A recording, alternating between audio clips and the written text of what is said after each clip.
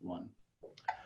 Welcome to Credit Union Joe is Disrupted with Josh. Today we are joined with Kirk Kordeleski, Executive Benefits Consultant with OM Financial and former CEO of Bethpage Federal Credit Union. Kirk, how are we doing? I am doing great. Thank you guys for having me on. Good. Thanks for being here. All right, let's learn 30 things we need to know about you real quick. Lightning round. Favorite food?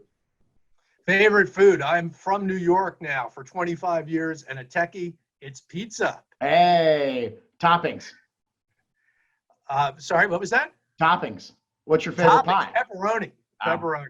Perfect. Absolutely. Great answer. Favorite movie? Favorite movie? I am a credit union guy long and for 40 years, right? It's a Wonderful Life. Love it. And if you weren't making the CU difference, what would you be doing? You know, there are probably two things. First of all, I'd like to think in my soul and my heart is this sort of not-for-profit cooperative. So I'd love to be in the arts and music, not-for-profit, and be in that world.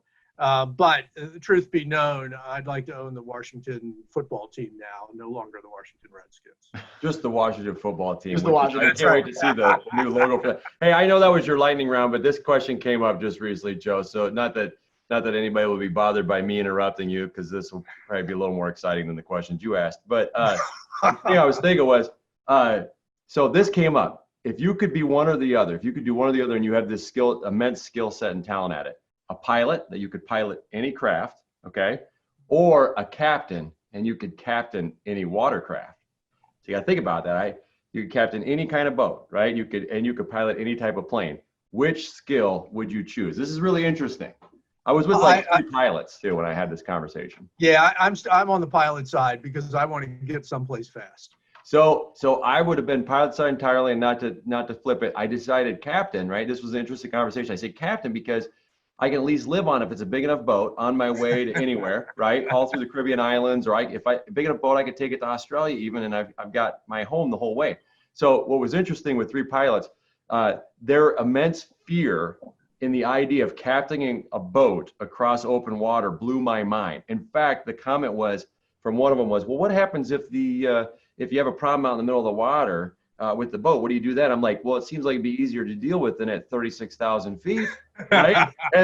So then the comment was, I swear to God, another pilot quips back and says, well, what if you have a hole in the boat?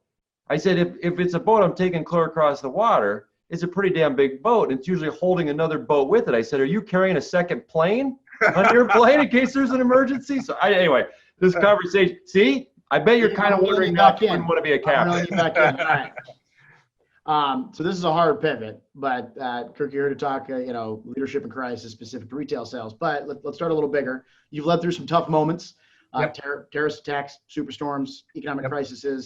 Right. Sun still has to rise the next day. That's right. What's the first thing you focused on when you sat down at your desk after these moments? Yeah, I thought a lot about the question, Joe, but at the end of the day, I think it's probably a couple things. I don't know if I can get it to one. First of all, it's about reality. It's the definition of what the real problem is for the institution, not the real problem in a macro sense of what's happening, whether it's 9/11 or a Great Recession. But really, what does it mean for the company that I'm leading and for the credit union at that time?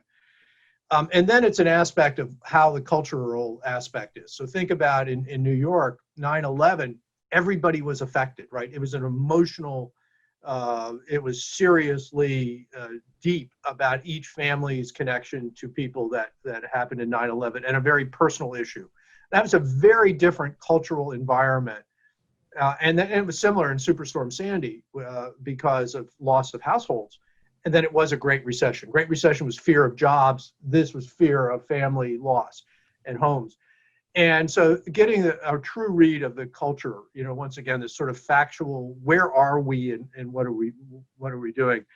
And then it's to start to pivot to what is immediately necessary for the members. But you've got to solidify the home, the team first. You can't serve anybody if you don't know how that group is going to react to an external environment and how they're working together and how they're performing. And then the two things I think are really crucial, which is looking at the opportunity that's there, because there are immense opportunities in disruption.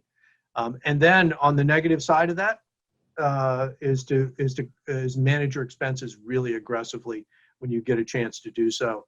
There are opportunities to cut expenses in disruptions that you'll never have otherwise. So, Sorry, Joe, just to go further on this, you know what, when you said that, you first focus on the reality and not the macro, right? And I think not the macro, not the micro either. And it's almost the behavioral economics. So it sounds like you're saying at first, right? Because you're talking about team mentality and what they're going through too. So in this current crisis right now, this is the thing that, you know, I forget it. I'll give my opinion, and even though I shouldn't, but I'm really curious yours. I'm seeing things all over the map. I talked to an individual, you know, in the regulatory space for financial institutions. I said, what's it looking like on how much, you know, back to full steam or full throttle for financial institutions? And within our region, I would say that for our organization, we're one of maybe two that are back, right? And so here's my question. You know, in any crisis, it almost feels like it has a wartime vibe to it, right? It almost feels like a wartime vibe. And you know, I look around sometimes and I think, what impact or what importance is it that your leadership's out front, that your generals are out front? Because this is a weird situation where there's a lot of places the generals aren't out front, but the foot soldiers are being pushed out front. What message do you think that sends? You know what I'm saying? Like you think, let's talk about credit unions and you have people in branches, whether they're working drive-ups or maybe the lobbies are open or whatever the case is, or mortgage loans that are still doing wet signatures and meeting face to face, but yet I got a leadership that maybe's in their den. right. And that's the entire thing the staff is seeing. Does that not start to have a psychological impact for the culture? Without question, whether it was the time of the War of Independence or whether it's today, right? Leadership has to be out in front. They have to be there in the earliest. They have to be there in the latest. They have to be out in front. They don't have to be there every day. That's not their role, but they have to be there and taking on the same risks as they're asking everybody else to, or no one will eventually follow. They'll understand in the beginning, but they won't eventually follow, because we are going to go through tougher times here. I don't know what those are, right? I mean, you think about the variables that we're talking about here: an extraordinarily disruptive election, social unrest that's still tinging around and bubbling up, the lack of clarity on economic, because we've never been through this before, so we don't know what eventually will happen here, good or bad, and COVID and the potential for COVID and the flu season coming back. You talk about those kind of variables, you're going to have some negative aspects. There'll be positive, but there's some negatives. The leaders have to be out there, or the next time that they're asked to follow, they're not going to follow. See, that's a gets you. I'm sorry, Joe. I know you're going to cut me off, so I'm going to do it quick. See, when you say that, though, is that to be out there and showing showing that they're taking the same risk they're asking others to do. That's what bothers me a little bit. And I wonder, do you think there's going to be financial institutions, if we're talking about credit unions in particular, especially as call reports continue to come out through this, and they come up on exams, are they relying? Do you think some credit unions are just relying on a big asterisk, and they're saying, when you look back at 2020 or whatever the financial fallout is for that credit union, instead of maybe growing and taking advantage of what's going on, and they say, what happened? Whether it be what happened to their capital or what happened to loan share, whatever metric, and they're just going to point to that asterisk and say, well, that was COVID. What do you expect us to do? I don't think that's a fair. I'm muting him. Kirk, you can answer that question because I just muted Josh. So because we're here to talk to you, not have him just talk. So the response I'd give is that every systemic disruption, material systemic disruption, credit unions and other poorer leaders, and that I don't mean that all credit unions have poor leaders, but poorer leaders in credit unions, specifically to your question, use it as an excuse not to perform. We are an industry that needs to do a far better job of looking at real peer performance and looking at real performance in total growth, as well as the growth as a comparison to what is the opportunity in the marketplace, not growth as compared to the next $200 million credit union that isn't growing either, right? It is about looking at what the potential is and achieving the greatest percentage of that potential. And that is particularly true in disrupted times because it gives people the excuse to even be more risk adverse when they should be risk managing. So let's bring it back to that. So Kirk, what did you focus on within retail sales in those different moments that you were leading Bethpage? First and foremost, we concentrated on, we made sure that we weren't concentrating on the wrong competition.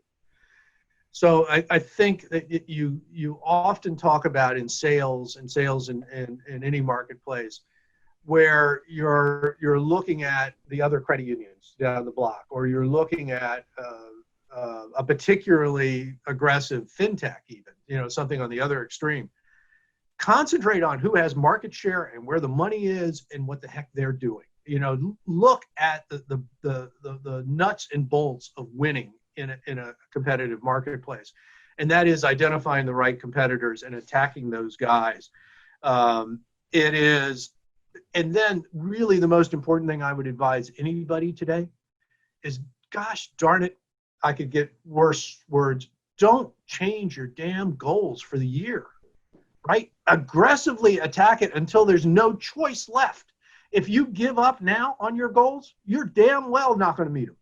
But if you attack them, you'll keep your eyes open to opportunities that are immensely out there. And we've talked about some of this stuff in previous conversations, whether it's mortgages or auto loans right now, or your individual market is doing better than the national marketplace. There are great opportunities to grow brand, to grow loans, to keep every deposit dollar that comes in, grow every mortgage, opportunities in business and PPP loans. There are things there. Look at those opportunities. So where else? Hey, Joe, hang on. Sorry. Not that I don't like to hear your voice. Question, when you say that about growing brand too and not changing your goals.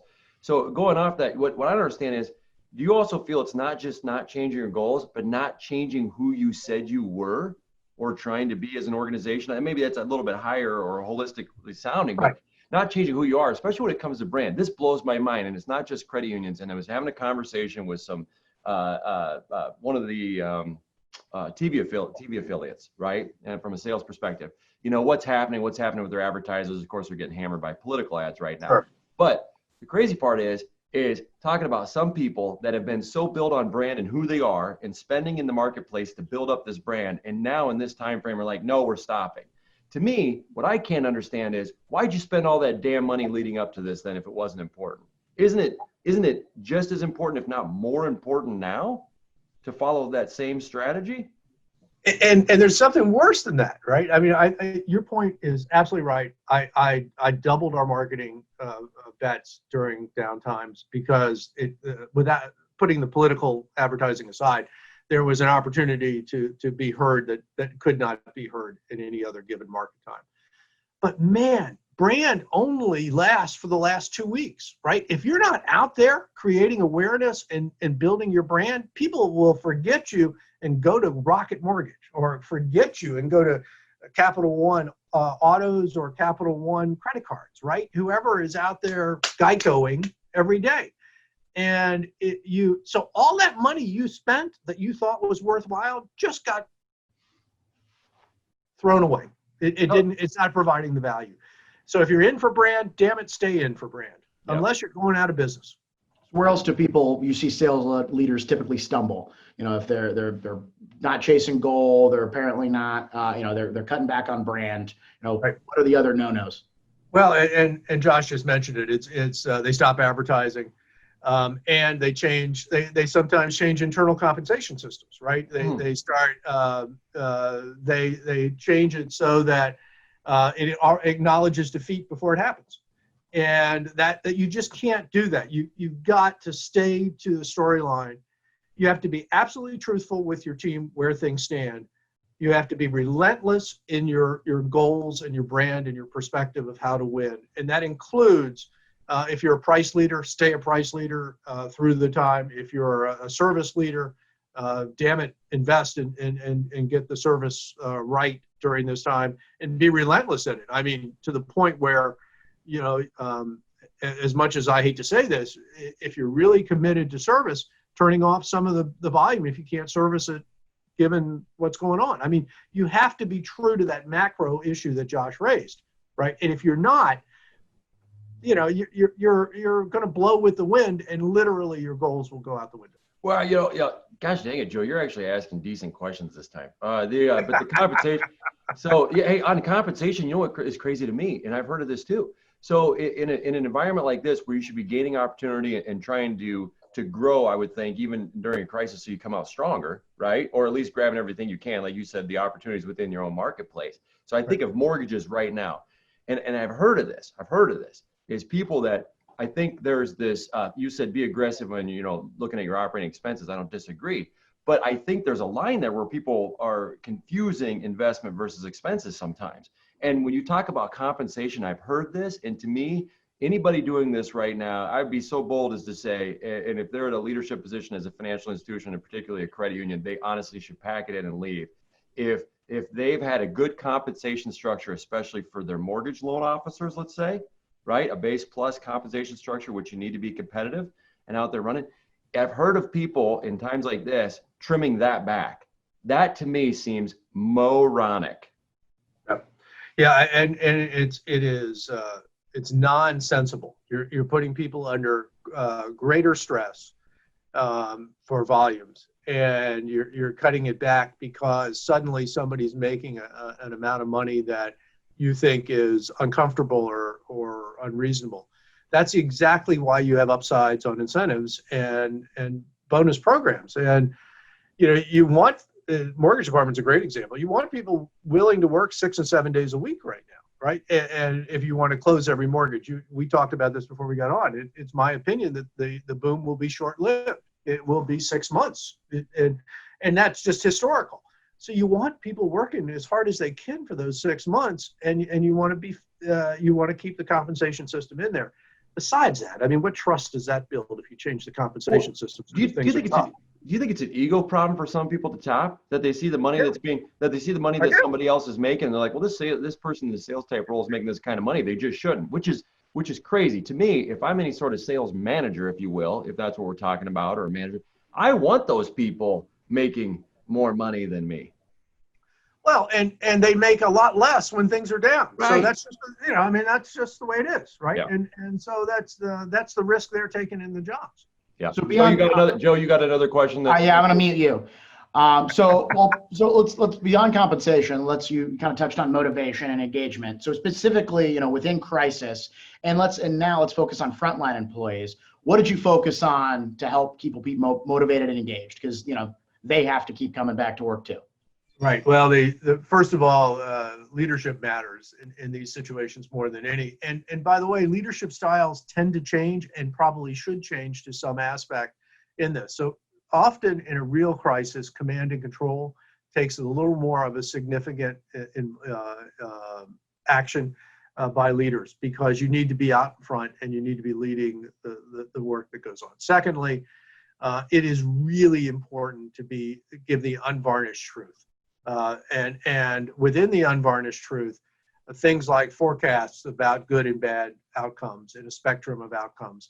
And this really is crucial for leaders preparing for the next opportunity, next challenges or opportunities, is it doesn't start when the crisis happens. You have to have delivered the unvarnished truth. People have to understand their goals. They have to understand the vision and mission of the organization. They have to stay true to that vision and mission. You cannot give in on that vision and mission, as we just talked about. It's those types of things. So the front line needs to have the unvarnished truth. They need to know that we're going to stick to the goals. We need to stick to who we are, and we have to be out in front of the leaders, as leaders. That's fantastic. You took my next question. You already had to prepare for the next one. Oh, well, since you don't have it, since you don't have anything else, then I'll give another good question. Hey, one thing I thought of when you were talking about that being prepared or ahead of time and ready for the next one is this is a topic I haven't heard anybody talk about. And I'd really be curious your take on this, since you've gone through a lot of these, especially with Bethpage, is what happens after the crisis? Because it feels like you could, if you let yourself kind of go into this, okay, we're past it, it could be a lull, if you don't figure out how to refocus maybe after that crisis. It feels like there has to be something there, right? So there's this great quote, right, is that rest is a weapon. So you do need to pause for a really short and planned period of time, right? You need to give everyone, and you can do it in stages, you can do it, but it has to be a planned event about allowing people to gasp for air and recover. And that comes from leadership. Once again, give them some more time off if it's a mortgage department or whatever that may be, support people. But then within 30 days or whatever that period of time is you set, go right back to the goals, right? You have to relentlessly run the organizations like a business. It can be a cooperative structure and philosophically deliver to members extraordinary value that is different than they can get in the marketplace. But you have to run it like a business, and running like a business is you've spent all this time, you've worked hard, you've earned your way out of this, you've created it. Now you need to maximize the goals for the next year. And that's where Bethpage grew in each one of those subsequent years by 20+%, 21, 22, 23%. Because we built the momentum during it. We gave people a few moments of rest, and then we attacked. Attacking, we're businesses.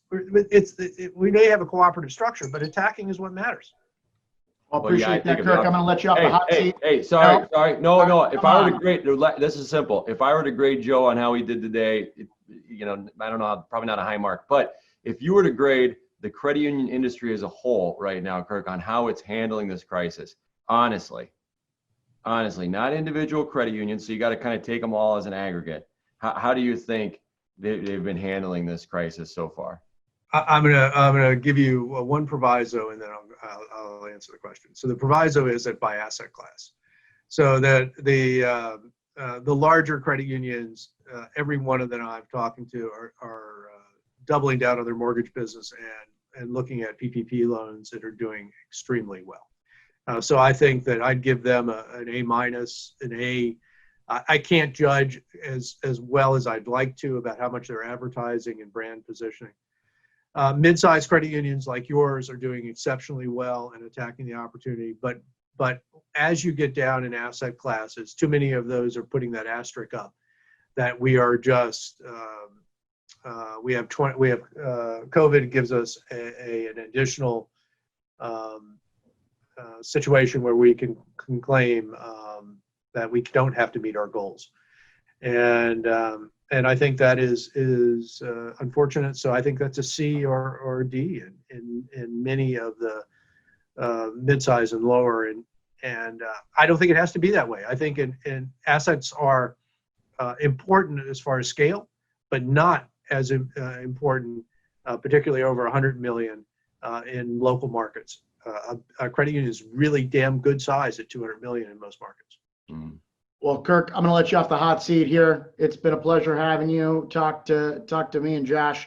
Just going to quick recap here. This, feel free to interrupt, but there's opportunity here in disruption. Visible leadership matters. Transparency matters. Being true to your brand investment matters. But all of that culminates in focusing on some time to rest, to recover, to continue to grow after crisis. And the only thing I would add is just do not lose sight of what your goals are, right? Just keep running at them. And frankly, if your market is less competitive because of it, maybe you should even increase your goals. I tell you what, Kirk, I really appreciate it. Thank you for your time. It's always a pleasure for me. I learn something every time we have a conversation. I'm sure that I only help make you dumber.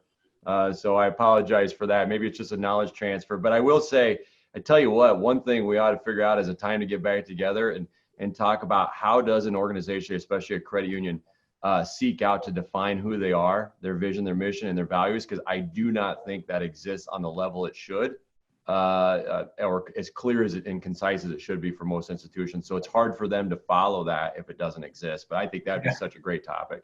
I'd love to do that. I have a theory on a center of gravity that I call it for the organization that serves its through good and bad times, and it's the replication of stock price through a set of goals that you never relent on. So that'd be a great conversation. They're sacrosanct, right? They have to be sacrosanct.